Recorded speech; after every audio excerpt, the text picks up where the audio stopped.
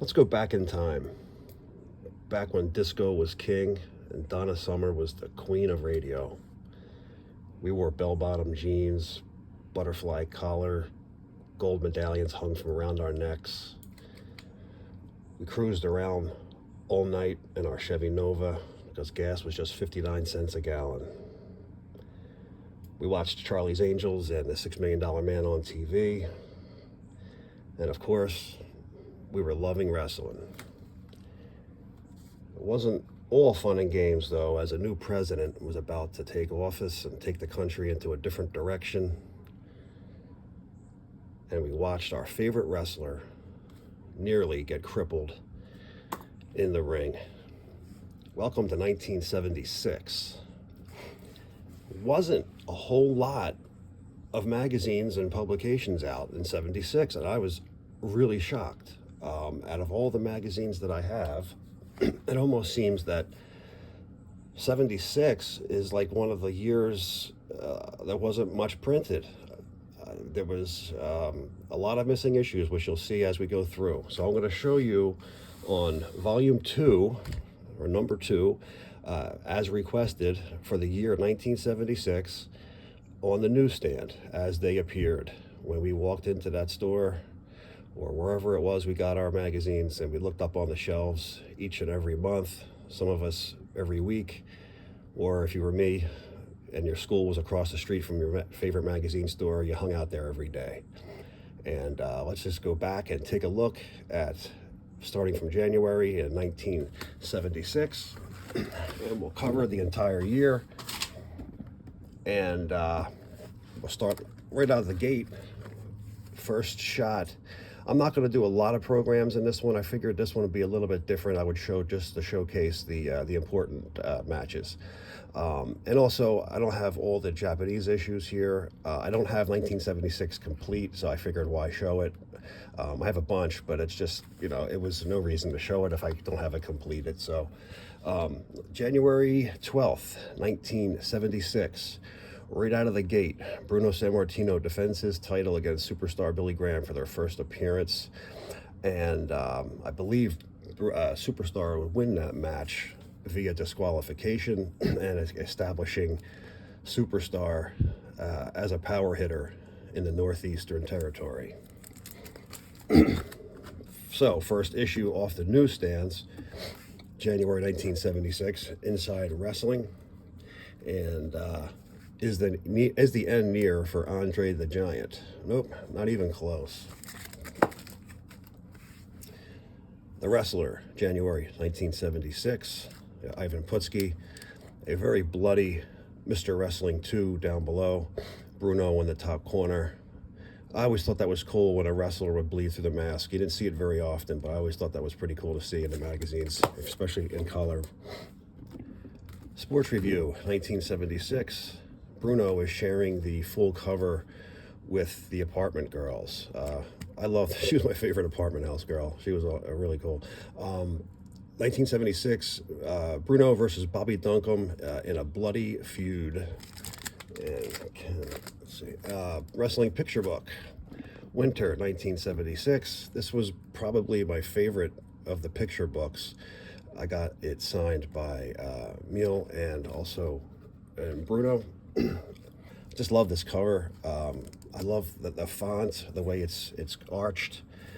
It almost looks like a carnival poster type of cover. And I just always loved this cover since I was a kid. This was like one of my top favorites. We have a Wrestling Review, February 1976. Ernie Ladd and Bulldog Brower, from one of the few times that Ernie Ladd switched from heel to face. Also, we got the Blackjacks at the bottom and some female wrestlers, I guess. They're not. They're just some girls in a bikini. Sex sells, right? Wrestling Picture Book, 1976. Andre and Chief J. Strombo on the cover of Wrestling Picture Book.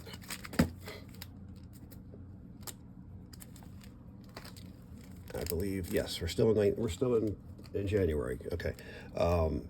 Wrestling Victory Sports Annual, and it's got the two champs, Bruno and Funk, on the cover. It's too bad they don't have their belts on. I've always liked when they wore the belts on the cover when they displayed the champions. It's a missed opportunity for me, if you ask me. But the Best of the Wrestler. This would be the first issue of Best of the Wrestler. Came out winter 1976, and it shows you all the previous magazines up until this point, and it's mostly all recycled stories that we missed with some different pictures. Issue number 1 of Best of the Wrestler, winter 76. Moving up to February 1976, Ernie Ladd and Andre the Giant. You see Ernie is back to being a heel, and Chief J on the bottom. Bruno Sammartino and Ivan Koloff. Bruno has him in a headlock. Another one of my favorite looking magazine covers, Ernie Ladd as the WWA America's Champion. This is the first cover with the WWA America's belt on the cover that's fully featured like this. It was, very close to the WWF belt in size and shape, but just they were actually first. They were the first to have this design before the WWF. Also in February 1976, the NWA put out its first and only wrestling magazine called NWA Wrestling Magazine. We discussed this in a couple other videos. This is the year it came out. February 1976, Popular Wrestling with Bruno on the cover, just displaying him as world champion inside the magazine. No particular match is talked about in that issue. Always loved this issue. The way they shot it, because Ox Baker is no small man by any means, and they made him look like a midget here just by getting down low. I could just picture whoever took the picture after, possibly he's leaning on the ring and he's underneath the bottom rope and he's just shooting up at Andre, and it zooms out to Ox Baker's face where he just looks beaten and wiped out. I just thought it just made Andre look so big on the cover. And then of course we got our girlfriends on the right corner. Wrestling Sports Stars was a run. I covered them in another video. I forget the years. This was the last year, 76, and I think it started in 72. They ran sporadically, and it wasn't every month. This was the final issue, I'm almost positive, and it was an all-girl issue. It's hard to find this one, and if you do, it sells for decent money sometime. It's got Susan Green and Moolah on the cover. It's all women wrestling from late 50s up until 76. It's pretty good, all-female issue mag. March 76, Ernie Ladd and Pedro on the cover. The dream match that never happened was talked about a lot in the magazines, even in the Japanese issues. Bruno and Emil, who would win? We will never know. Sports Review, March 76, another dominant apartment house wrestling. This was really starting to take off. I know the wrestlers hated it. I know the promoters hated it.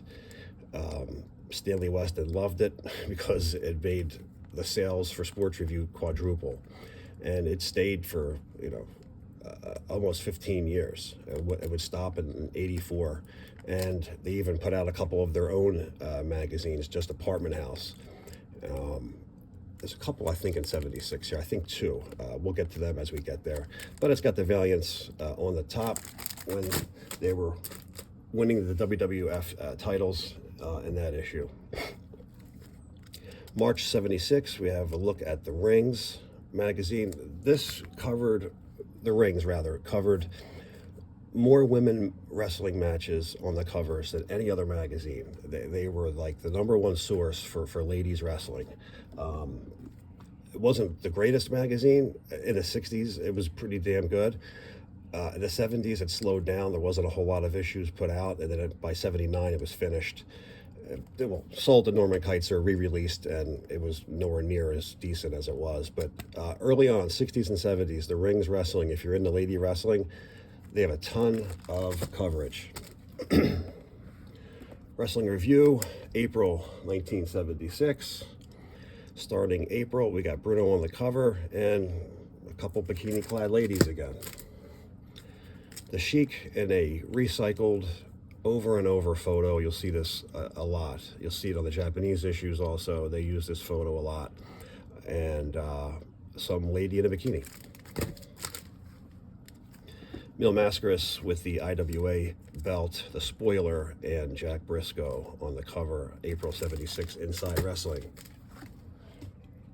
April, the wrestler, and this is covering the match that we just looked at the program from with Bruno and Superstar in January, and this is the match. And before 22,000 stunned fans, Superstar destroys Bruno. Well, not really. I mean, I guess you could say that. He beat him by count out.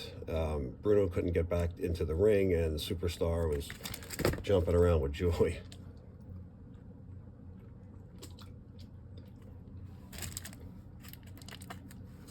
(1976) annual number 16, Victory Sports. Bruno is on the cover with looks like Gene Anderson and Paul Jones. Another issue of the wrestling picture book.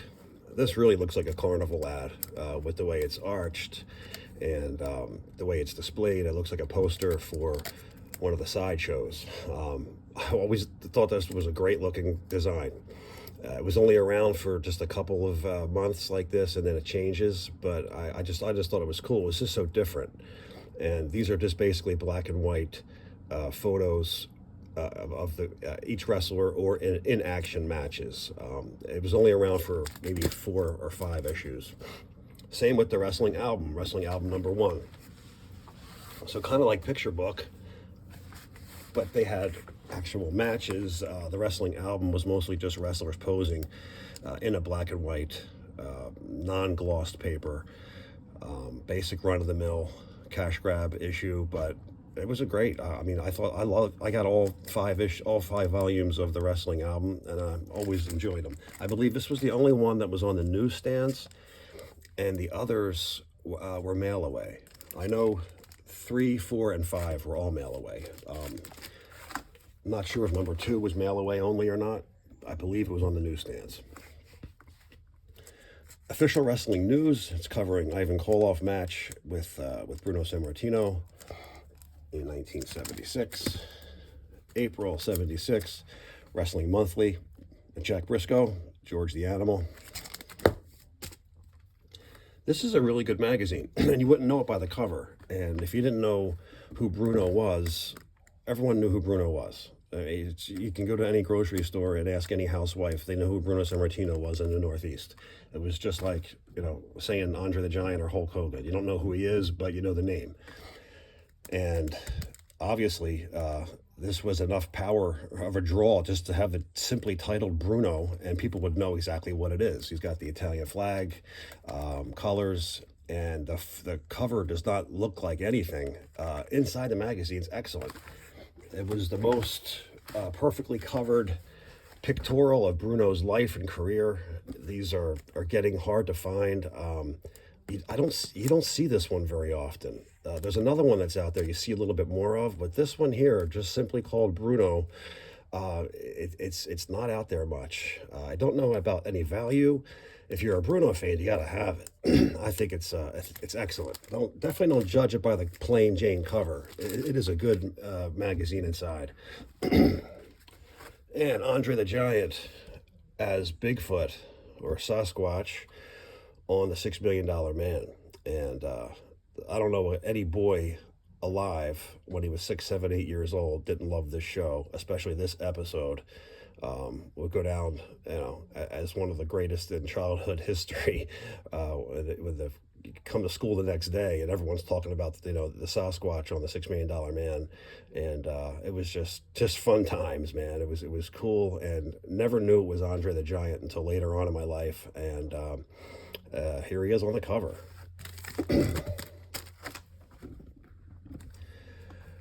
The Wrestler, May 1976, and it is covering the Superstar and Bruno match, again, back from the January match that they had from the Garden.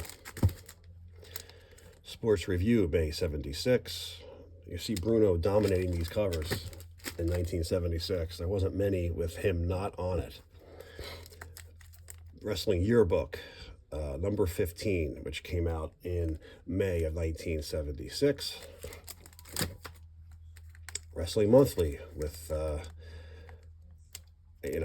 Terry Funk gets, a quarter of the page, 3/4 of it goes to a girl getting hit with a wave. Nothing to do with wrestling. She's not a wrestler. She's not an apartment wrestler. I mean, it's just, this was the only thing that was helping Wrestling Monthly make a sale. And you can see, pretty much the end is near when you're a wrestling magazine. And you have to resort to, putting a strange woman who has nothing to do with wrestling on your cover, just, to try to grab the perv's attention and to make a sale. And for a whopping $1, you can have this issue of May 76. I don't know why Funk wasn't on the full cover, full blood. Blood sold back then. It definitely would have sold out. Popular Wrestling, May of 1976. Jay Strongbow and Stan Stasiak on the bottom, Freddie Blassie and Gorilla Monsoon, given the head squeeze in the top left. Has the punishment taken its toll? It's about to. Bruno Sammartino versus Bobby Duncombe, Spiros Arion, Superstar Billy Graham, Ivan Koloff, and Ernie Ladd. Yep, that's a handful for a man to take on some big, rough, tough guys. June 1976, Emil Mascaras defending the title against Larry Heinamimi. His name was at that time, later on, Lars Anderson, with the mustache in the IWA. Excuse me. And issue number 1 of Wrestling Training Illustrated. We cover all the Wrestling Training Illustrateds up to 1980. In another video, and you guys know how I feel about this issue and the publication. I loved it. It was a nice switch. After the success of the other Bruno magazine, the one I just showed you, this one, they re-released this issue in 1976, and this was called The Living Legend. They first put it out in 1974. When, was it 4 or 2? No, 4. They first put it out in 74 after he won the title back from Stasiak, and it sold really well, and they decided to repop it again in 76. It's exactly the same magazine. Some of the articles have been switched around, and some of the advertisements have changed, but it's basically the same magazine. Wrestling album number 2. And I believe this is the last of the newsstand issues, and it's just got no color at all, just the front cover, and the rest of the pages are just black and white. Thought it was a cool looking cover. The Rings Wrestling, June 1976. Sammartino, King of the Steel Cage. Wrestling Monthly, kind of hard to tell what's going on. It's kind of hard to read the cover. It's kind of, everything's botched and blurred. And June of 76, it's hard to tell who these people are. Obviously it's Jimmy Valiant and a girl in a bikini. And what do you know, another girl in a bikini. It's working so well for Wrestling Monthly that Wrestling Review decided to do it, huh? June of 76, we got a female on the beach. One of my favorite covers as a kid. Didn't care for it later on, and then learned to love this cover once again. I just love the shot of Superstar on the trash can out in Times Square, and Mill holding up his mask. You can win one of his masks. They've had that several different times, and I'm not sure if anyone ever won one. And Bruno and Koloff on the bottom, and just a cool looking, very dated look to the cover. This is the only issue of Inside Wrestling that has that star, maybe one other one, that has the font inside of a star, kind of like a Batman POW. It's just very reminiscent of that time period, and I thought it was a cool looking font and cover for Inside Wrestling. The Wrestler, July 1976, Ivan and Andre sports review, and it's July of 76, Superstar and Putski.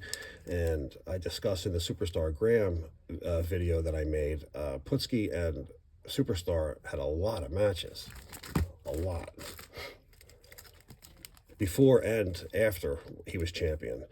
Wrestling Yearbook 1976, they're featuring all three world champions, and really there's only one world's champion, and that is the NWA. The other two were company belts. I know that's not popular with some people, it's just the truth. The AWA came from the NWA, and the WWF came from the NWA. They were branch-offs, so there was one world champion, and that was the NWA's world champion. That's why he's front and center. Let's see, July of 1976, the special issue yearbook, number 16 of the champions. Wrestling picture book, again, for summer of 76, and there's just a lot going on. Here's a rare shot of Paul Jones when he was U.S. heavyweight champion, the U.S. Mid-Atlantic version heavyweight champion. All the territories had their own U.S. champion. Same with the tag team champions. There was no NWA World Tag Team Champion. Each territory had their own tag team champions of the world. But there was no governing body over the NWA tag team belts and who decided who became champion in a board meeting. That was up to the territory and the promoter of that territory to make their tag team champions the champion. And it wasn't until later on when Crockett, what was his, I guess it was his, don't quote me, it was one of Crockett's tag team belts merged with another company's, and they became the World Tag Team Championship belts. And I believe that was in 79. I think the first two credited were the Andersons, Ole and Gene. We got Bruno and Ivan Koloff in the chain match on the cover, sharing the cover with the Apartment House Beauties. Wrestling Monthly 1976, The Sheik, Dory Funk. Big Book of Wrestling, July 76. Kind of a terrible cover. You really don't know what's going on. You're not even sure what that magazine is. The Funks, with the All Japan World Tag Team Championship belts on the cover. Ivan Putski with Superstar. And The Dark Times. I was too young to know it. I didn't have my first wrestling magazine until 1977. So I had already knew about Bruno's neck being broken. So I wasn't really understanding wrestling at that time to be living through it and know about his broken neck. I found out about it later through the magazines as a kid. Because in 1976, I was just 6 years old, going on 7. And this was like, the biggest news to hit the Northeast. Bruno Sammartino possibly crippled from a broken neck from Stan Hansen's lariat, which is a clothesline. But later was told that he broke it when he slammed him and Bruno landed wrong on his neck. Pure accident, but it wasn't from the clothesline. It was from the body slam that nearly crippled the man. 76 annual. And this is all the horoscopes. It's pretty funny, actually. I read one of these horoscopes. I don't remember which one it was. It was Bruno's horoscope is in here, and it says, watch out for a blonde-haired heel that's going to disrupt your wrestling career. And I could have went either way. It could have been Stan Hansen with a broken neck, or it could have been Superstar Graham, who was soon to come take his belt a couple of months later on. Wrestling Training Illustrated, August 76, Bloody Superstar Graham on the cover. Popular Wrestling, August 1976, with Bruno and Superstar once again on the cover. This is also a hard issue to find. I have a beat up copy. I don't keep magazines like this. You see the sides are just split right here. That kind of stuff drives me crazy. So I upgrade them, and I can't find one. And I've been looking for a long time. For a good one, anyway. collector like me, I gotta have everything pretty damn mint. I don't mind something having a little, you know, a little character, but when the sides are split, or most of all, especially like in the 80s issues, if it came with a poster, you ain't got the magazine unless it's complete with the poster. So every one of my PWIs have all the color posters. All my magazines, if it had a poster, it's in there. I can't accept it without it. It bothers me. I have to have it fully complete in order to have it. They're talking about the Ali Inoki match. Everyone knows about the 15-round match for the martial arts world title. That took place on closed circuit TV at Shea Stadium. Spectacular. We'll get to all that in just a few short months here. Wrestling Monthly, another classic nothing cover. Look out, it's the Battling Girls. Sports Review put out their own Battling Girls issue, and there was obviously showing you what they can't show you on the newsstand, Battling Girls, and that's showing you everything. Bare naked women. These covers were selling like crazy when they were in the corner. That sold to Sports Review. Stanley Weston decided to put out an all-girl issue, and these became quite collectible. They put out 4.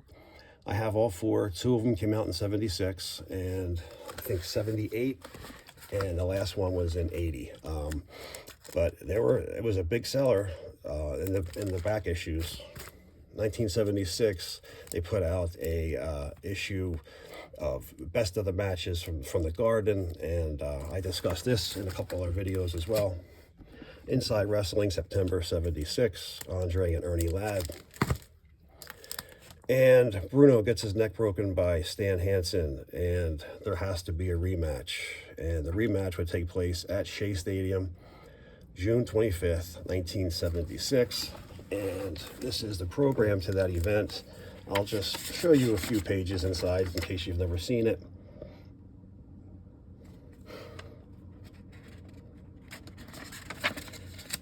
I like these magazine type programs much better than the Garden programs because they actually have pages and content, and the Garden programs were just a simple single folded piece of like cardboard with nothing, no pages at all. And this kind of covers everything. You get the idea of what's happening here. So Bruno's Revenge sells out Shea Stadium. Antonio Inoki versus Ali, that was on closed circuit. You'd have to watch that on the screen. And this was the biggest outdoor event at the time, which is also the second Shea Stadium show. The first Shea Stadium show was Bruno versus Pedro some years after when Bruno had lost the title. And this will be the second of the 3 big stadium shows at Shea.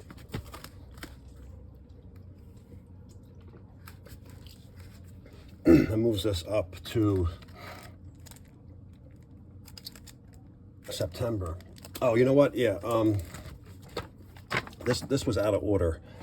I should have showed. I'm trying to go in the order of the magazines because the magazines have a 2 or 3 month lag. So when he broke his neck several months before, the magazines didn't really have it published till 2-3 months later. So I brought the program up a little bit to show this issue, September 78. And so from June 25th to make the newsstands, it appeared in September. So June, July, August, September. So several months have passed, and here's the match covering the Bruno Hansen match. More than 50,000 cheering fans watch. Bruno makes the greatest comeback in history. Wrestled him with the broken neck. They would meet several times. They would have a return match in August, and this is the program from the Garden, Saturday, August 7th, Bruno versus Stan Hansen in a cage. I have photos of this from one of the photographers at ringside, and I can't find them. And I've looked everywhere. I wanted to show them for this video. I would have made the video sooner. I give up. I can't find them. I have so much stuff, and so much stuff is in so many different places. And I try to keep everything in order the best that I can, according by date and year. It just gets hard. And when I started making these videos, it became really hard because now I haven't been putting things back in the proper order, and I'm starting to like misplace stuff. It sucks because my ex-brother-in-law was very good friends with the photographer at the Garden, and he gave him tons and tons of pictures, and he gave them to me. Not all of them, but most of them. So I have some excellent pictures from the Garden somewhere, but I have them all that match. Sports Review, September 76, Andre and the Apartment Girls. Sports Review Yearbook. I'm sorry, Victory Sports Yearbook, 1976. Fall 1976, Best of the Wrestler. This is issue number 2. As we discussed before, it's got the little squares of the old magazines, and it's recycled information. The Ring Wrestling, 1976 September, and here you go, right off the bat with its female lady wrestling dominant cover, which is great, and it goes into Stan Hansen. Is he too dangerous to handle? And it covers some of the Bruno match of Hansen in this. Wrestling Monthly, 1976. We didn't see very many monthlies. You can tell why. I mean, I guess it was every other month, maybe a little less than every other month. And just their covers were just so unappealing to people. I mean, this should have been the full cover, not this, and maybe have a little match on the bottom. But what are you going to do? Big Book of Wrestling, September 76, another recycled photo of Jimmy Valiant, and you'll see that a lot. Wrestling Training Illustrated, 1976, Bloody Ivan Koloff. September 4th, 1976, this is Bruno Sammartino versus Bruiser Brody when he makes his appearance in the mid 70s, and he was one of the guys brought in to take on Bruno, and this was their first meeting at the Garden. I was telling you I don't like the programs from the Garden from 76 down. This was another program put out by Wrestling Digest. Dave Davis was the publisher. I love these. These are so hard to find. It's maybe 5 or 6 different pages. You get the lineup sheet on the back, and it's sealed in its own plastic. Without taking it apart, this is inside plastic with the lineup sheet. And that night they had Bruiser Brody, Bruno Sammartino, the Executioners versus Strombo, and White Wolf. That may have been a title change, I'm not sure. And Nikolai Volkov, Sato. So I always liked this type of magazine program. Didn't like the fold-outs. If you're a collector and you can find anything from Dave Davis, these are awesome. You could subscribe to it, or they sold them out in front of the Garden before the show. It was the only way to get these, and they're disappearing. I don't see them ever. I had gotten that one at a wrestling show many years ago. October 1976, Bruno Inside Wrestling, Andre the Giant on the cover, which looks to be the NWA Los Angeles territory just by looking at the ring. I would say that's where it is. Andre the Giant and Mascaris on the far left. Superstar Graham, Superstar or Super Bum. This was a reprint from a issue from 1972. Another Battling Girls issue, May of 1976. This is issue number 2, and it says Girls Naked in Combat. The most erotic, spectacular, you get the hint. Nude girls battling it out. And issue number 2, Sports Review, Battling Girls. These go for a pretty big penny. Certain times I've seen them. Sometimes they don't sell at all. I guess like anything else, it depends on who wants it at the time, right? Wrestling Picture Book, Fall 1976. Wrestling News, the AWA edition. Before Wrestling News was a massively sold publication, it was just mail away subscription, and it had an NWA edition, AWA, WWF, Mid-South, you name it, they had an edition for it. It was cool in a way because you had only your territory covered, which is also not good because you don't get to learn about other territories. But these were mostly sold at the shows in the arena at that night. These older ones are getting pretty hard to come by. This is Bloody Bobby Heenan in 1976. Wrestling Monthly, October 1976. It's got some recycled pictures, both of these, and whoever she is on the cover in a bikini. And Wrestling Review follows suit again, October '76, with another, lousy looking wrestling cover. I mean, how do you have something like this, then you have this? What would you choose? You're on the newsstand, you're in the store, and these two are sitting next to each other. You're going to grab this one, right? I mean, nothing there appeals to you. Inside Wrestling, a great shot of Mil Mascaras as the IWA World Champion, November. The Wrestler, 1976, and this is covering the steel cage match from Bruno and Stan, the program we just showed earlier. Sports Review, November 76, Mascaras and Superstar. Wrestling Monthly, if you're looking at this, you're like, what the hell is it? You got some Asian guy gritting his teeth, a girl in a bikini, and Muhammad Ali with boxing gloves in the corner. It's, it's not really something that the average person is just going to go grab. Same with this.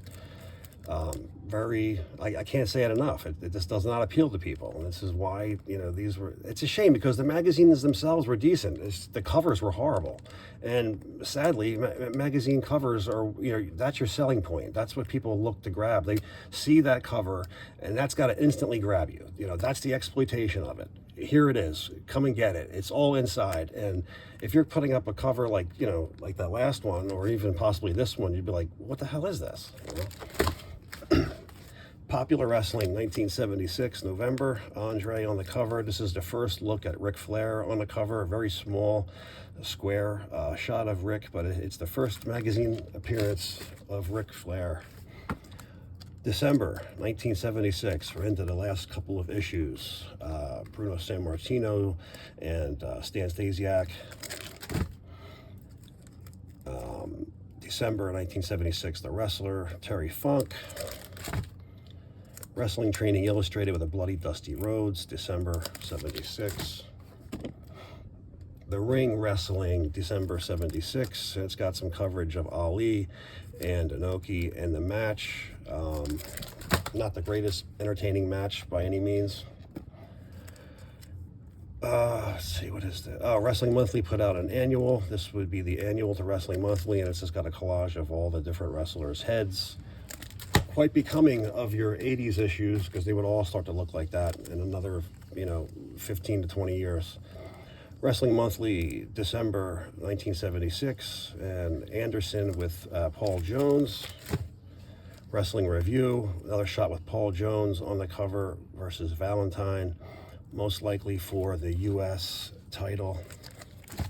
And to wrap it up, the one and the only issue of Wrestling World that was released in 1976. The once powerhouse magazine, who had excellent articles, fantastic photos, even gave some nice color shots inside some of the issues, was down to just one issue in 1976. Don't know why. It was such a great magazine, and it really plummeted from 72 on. There was just a handful of issues released every year. 76 being the worst year, just one issue. A couple of years they went with just two. It would bounce back up in the 80s, like 82 and 3. It would be back as a full 12 issue a year magazine, but Wrestling World was taking a snooze here in 1976. All right, so here it is, 1976, as it was on the newsstands. And this was brought to you by, one of our friends who requested us to make one for 1976. So there you go. I'll see you guys on the next.